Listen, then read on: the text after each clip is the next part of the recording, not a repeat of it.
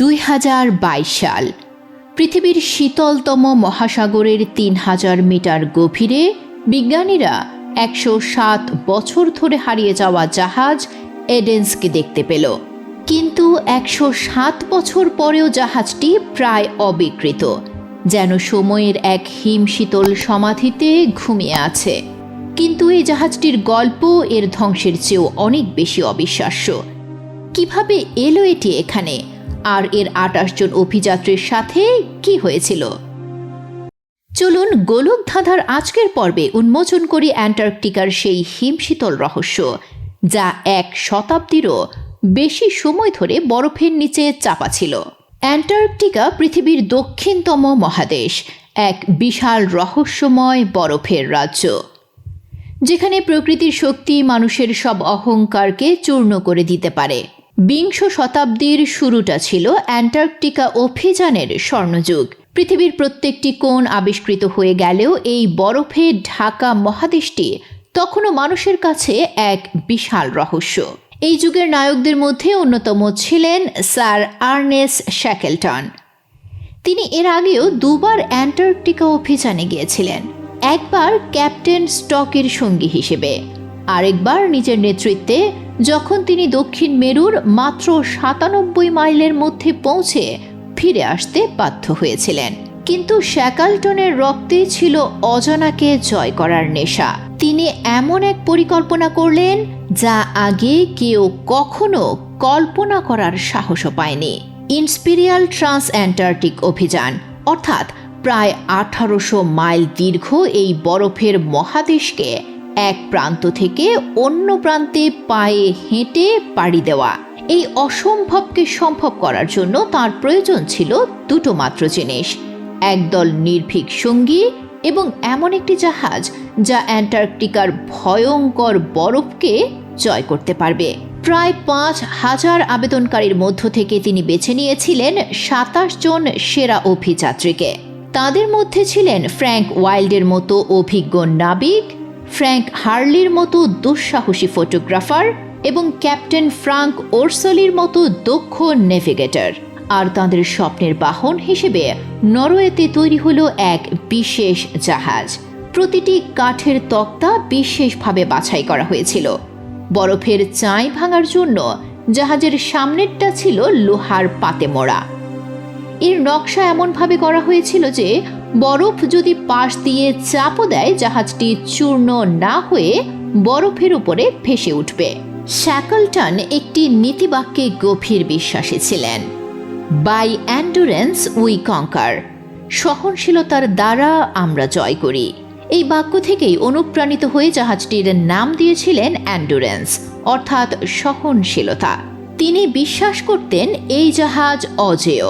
1914 সালের আগস্ট মাসে, যখন ইউরোপে প্রথম বিশ্বযুদ্ধের আগুন জ্বলছে, এন্ডুরেন্স তখন যাত্রা শুরু করে এক শীতল সাদা পৃথিবীর দিকে। বুয়েনোস আইরেস হয়ে তারা পৌঁছায় সাউথ জর্জিয়া দ্বীপে, যা ছিল সভ্যতার শেষ ঠিকানা। সেখানকার অভিজ্ঞ তিমি শিকারীরা শ্যাকেলটনকে সাবধান করেছিলেন।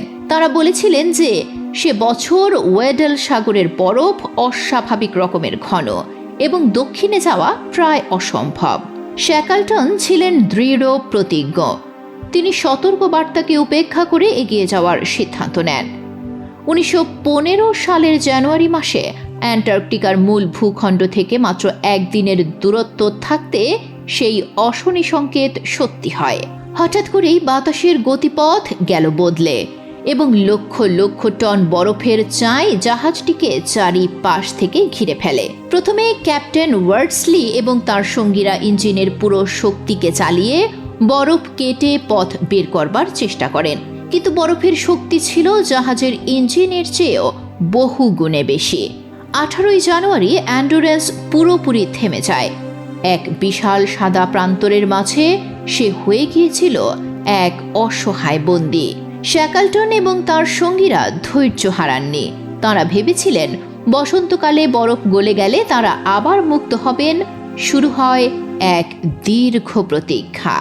দীর্ঘ 8 মাসব্যাপী বন্দি দশায় শ্যাকেলটন তার নেতৃত্বের অসাধারণ পরিচয় দেন। তিনি জানতেন অলস মস্তিষ্ক শয়তানের কারখানা, তাই তিনি প্রত্যেককে কঠোর রুটিনের মধ্যে রাখতেন। দিনের বেলায় চলত বৈজ্ঞানিক গবেষণা, বরফের উপর ফুটবল খেলা, আর রাতে চলত গান বাজনা এবং গল্প পাঠের আসর। ফটোগ্রাফার ফ্র্যাঙ্ক হার্লি এই দুঃসহ সময়ের প্রতিটি মুহূর্তকে তার ক্যামেরায় বন্দি করেছিলেন, যার ফলেই আজ আমরা সেই অবিশ্বাস্য দিনগুলোকে দেখতে পাই। কিন্তু এই সমস্ত চেষ্টার পেছনে ছিল এক ভয়ঙ্কর সত্যের উপলব্ধি। তারা আসলে এক বিশাল বরফের চাদরের ওপর ভেসে চলেছিলেন, যা তাদের গন্তব্য থেকে ক্রমশ দূরে নিয়ে যাচ্ছে। অক্টোবর মাস আসতেই প্রকৃতির আসল রূপ প্রকাশ পেল। বরফের চাপ এত প্রচণ্ড হয়ে উঠল যে অ্যান্ডুরেন্সের শক্তিশালী কাঠামো হার মেনে যায়। কামানের গোলা এবং আতশবাজির মিলিত আওয়াজের মতো শব্দ তুলে দিনের পর দিন একটু একটু করে মৃত্যুর দিকে এগিয়ে যাচ্ছিল অ্যান্ডুরেন্স। সভ্যতা থেকে 1000 মাইল দূরে 28 জন মানুষ এখন এক ভাসমান বরফখণ্ডের ওপরে একা এবং অসহায়। জাহাজ ডুবির পর তারা বরফের ওপরে একটি ক্যাম্প স্থাপন করে নেয়, যার নাম দেওয়া হয় ওশান ক্যাম্প। তাদের একমাত্র আশা ছিল এই ভাসমান বরফখণ্ড তাদের কোনো পরিচিত দ্বীপের দিকে নিয়ে যাবে। কিন্তু ভাগ্য ছিল প্রতিকূল। কয়েক সপ্তাহ পর তারা বুঝতে পারলেন তারা ভুল দিকে ভেসে যাচ্ছেন। শুরু হলো এক দুঃসাহসী পদযাত্রা। তাদের লক্ষ্য বরফের উপর দিয়ে লাইফ বোটগুলো টেনে প্রায় 300 মাইল দূরের পলের দ্বীপে পৌঁছানো, যেখানে একটি পুরনো শিকারি কেবিনে খাবার পাওয়ার সম্ভাবনা ছিল। তবে এই যাত্রা ছিল নরকের সমান। বরফ কোথাও কোথাও ছিল নরম, কোথাও ধারালো। প্রতিদিন মাত্র 1 বা 2 মাইল করে এগুনো যেত। 1 সপ্তাহ পর শ্যাকলটন বুঝতে পারলেন এখানে এইভাবে চলতে থাকলে তাঁরা ক্ষুধা এবং ক্লান্তিতে পথেই মারা যাবেন। তিনি যাত্রা থামিয়ে দিলেন এবং একটি অপেক্ষাকৃত স্থিতিশীল বরফখণ্ডের ওপর নতুন ক্যাম্প স্থাপন করলেন। এর নাম দিলেন পেশেন্স ক্যাম্প বা ধৈর্যের শিবির, কারণ ধৈর্য ধরা ছাড়া তাদের আর কিছুই করার ছিল না। এই ক্যাম্পে তাদের জীবনের কঠিনতম দিনগুলো কেটেছে। খাবার ক্রমশই ফুরিয়ে আসছিল। বেঁচে থাকার জন্য পেঙ্গুইন এবং সিল মাছ শিকার করতে হতো। বরফ যে কোনো মুহূর্তে ভেঙে যাওয়ার ভয় তাদেরকে তাড়া করে বেড়াতো প্রতিনিয়ত।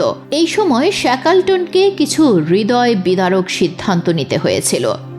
খাবারের যোগান ঠিক রাখতে তিনি কয়েকটি দুর্বল কুকুরছানা এবং জাহাজের প্রিয় বিড়াল মিসেস চিপিকে গুলি করার নির্দেশ দেন।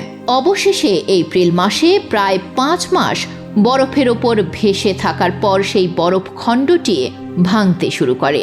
28 জন মানুষ তাদের 3টি ছোট ছোট লাইফ বোটে চড়ে 5 দিন ধরে তারা ভয়ঙ্কর ঢেউ, হিমশীতল ঝড় এবং ক্ষুধার সাথে লড়াই করে। অরকা বা খুনে তিমি তাদের নৌকার চারিপাশে ঘুরপাক খেয়েছে। অনেকেরই শরীর ঠান্ডায় জমে যাবার উপক্রম হয়েছিল। অবশেষে 477 দিন পর তারা প্রথমবার শক্ত মাটির দেখা পেলেন এলিফ্যান্ট আইল্যান্ডে। এই দ্বীপটি কোনো স্বর্গ ছিল না, এটি ছিল একটি বিচ্ছিন্ন পাথরে ওয়েস্টল্যান্ড, যা যে কোনো বাণিজ্যিক জাহাজের পথ থেকে শত শত মাইল দূরে। এখানে ছিল না কোনো গাছপালা, ছিল শুধু পাথর, বরফ আর পেঙ্গুইন। শ্যাকলটন জানতেন এখানে বসে থাকলে উদ্ধারকর্তারা কোনো দিনও আসবে না। মৃত্যু এখানে নিশ্চিত। তিনি এক অসম্ভব, প্রায় আত্মঘাতী পরিকল্পনা করলেন। তিনি সিদ্ধান্ত নিলেন তিনি তার সবথেকে শক্তিশালী লাইফ বোট জেমস কেয়ারডে করে আরও 5 জন সঙ্গীকে নিয়ে পাড়ি দেবেন 1300 কিলোমিটার দূরের সাউথ জর্জিয়া দ্বীপের দিকে। এই যাত্রা সফল হবার সম্ভাবনা ছিল প্রায় শূন্য। তাদের পাড়ি দিতে হবে বিশ্বের সবচেয়ে ভয়ঙ্কর এবং উত্তাল সমুদ্র ড্রেক প্যাসেজে মাত্র 22 ফুটের ছোট্ট একটি নৌকায়। কিন্তু এটিই ছিল তাদের বাঁচার একমাত্র এবং শেষ সুযোগ। 24শে এপ্রিল 1916 শ্যাকলটন এবং তার 5 সঙ্গী ওরসলি, ক্রিন, ম্যাকার্থি, ভিনসেন এবং ম্যাকনিশ যাত্রা শুরু করেন। বাকি 22 জনকে ফ্র্যাঙ্ক ওয়াইল্ডের নেতৃত্বে এলিফ্যান্ট আইল্যান্ডে রেখে যান, এই প্রতিশ্রুতি দিয়ে যে তিনি ফিরে আসবেনই। পরের 16 দিন ছিল মানব ইতিহাসের সহনশীলতার এক চরম পরীক্ষা। হেরিকেনের শক্তিসম্পন্ন ঝড় তাদের নৌকোকে প্রায় ডুবিয়ে দিয়েছিল। বরফ শীতল ঢেউ প্রতি মুহূর্তে তাদের ভিজিয়ে দিচ্ছিল। দিনের পর দিন তারা ভিজে কাপড়ে, অপর্যাপ্ত খাবার আর সামান্য মিষ্টি জল নিয়ে কাটিয়ে দিয়েছিল। এই অসম্ভব যাত্রার আসল নায়ক ছিলেন ক্যাপ্টেন ওর্সলি। মেঘ, ঝড় এবং কুয়াশার মধ্যে মাত্র কয়েক মুহূর্তের জন্য যখনই সূর্য বা তারা দেখা যেত, অবস্থান নির্ণয় করতেন। তার এই অবিশ্বাস্য দক্ষতার ফলে 16 দিন পর তারা সাউথ জর্জিয়ার দেখা পান। কিন্তু তাদের লড়াই তখনও শেষ হয়নি। তারা দ্বীপের জনবসতিহীন দিকে এসে পৌঁছেছিলেন। তিমি শিকারী কেন্দ্রটি ছিল দ্বীপের অপর প্রান্তে, যার মাঝখানে ছিল এক দুর্গম বরফাবৃত পর্বতমালা যা আগে কেউ পাড়ি দেয়নি। দুর্বল ক্ষুধার্ত শরীর নিয়ে শ্যাকলটন, ওর্সলি এবং ক্রিন প্রায় 36 ঘন্টা ধরে না থেমে সেই পর্বতমালা অতিক্রম করেন। অবশেষে তারা যখন একটি তিমি শিকারী কেন্দ্রের বাষ্পচালিত হুইসেলের শব্দ শুনতে পান, প্রায় 2 বছর পর সভ্যতার প্রথম শব্দ, তারা তখন বুঝতে পারেন তারা পেরেছেন। এরপর শুরু হয় আরেক আসল পরীক্ষা, এলিফ্যান্ট আইল্যান্ডে রেখে আসা 22 জন সঙ্গীকে উদ্ধার করা। বরফের কারণে তাদের প্রথম 3টি প্রচেষ্টা ব্যর্থ হয়, কিন্তু শ্যাকলটন হাল ছাড়েননি। চতুর্থ প্রচেষ্টায় 30শে আগস্ট তিনি অবশেষে এলিফ্যান্ট আইল্যান্ডে পৌঁছান। তিনি যখন তীরে নৌকো ফেরান, ফ্র্যাঙ্ক ওয়াইল্ড এগিয়ে এসে শান্তভাবে বলেন, অল সেফ অল ওয়েল। হ্যাঁ, তিনি ঠিকই বলেছিলেন, সবাই বেঁচেছিলেন এবং সুস্থ ছিলেন। স্যার আর্নেস্ট শ্যাকলটন তাঁর মূল লক্ষ্য পূরণ করতে পারেননি। তিনি অ্যান্টার্কটিকা পাড়ি দিতে ব্যর্থ হয়েছিলেন, কিন্তু তিনি এমন কিছু অর্জন করেছিলেন যা তার চেয়েও অনেক বড় এবং মহান।